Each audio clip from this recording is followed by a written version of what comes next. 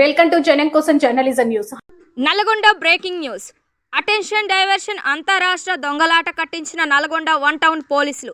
రైతన్నులే target. బ్యాంకుల వద్ద రైతుల కష్టార్జిత డబ్బులపై కన్నేసిన అంతరాష్ట్ర ముఠా అరెస్ట్. వడ్లు పండించేందుకు ఎండనక వాననక చెమటోడ్చి సంపాదించిన డబ్బులు క్షణాలలో మాయం చేస్తున్న కేటగాలు.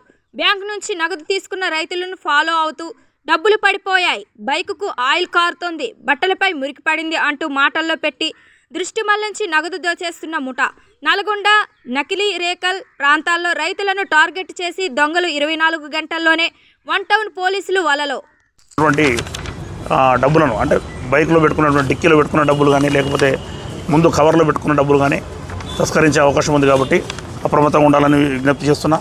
అటువంటి అనుమతులు ఎవరైనా ఉన్నా సరే వెంటనే 100 డయల్ చేయొచ్చు, లేదంటే లోకల్ SHOలకు చేయొచ్చు. ఖచ్చితంగా మా 100 డయల్ సిబ్బంది వెంటనే వచ్చి మనం ఎటువంటి అఫెన్సెస్ జరగకుండా ప్రయత్నం చేస్తాము.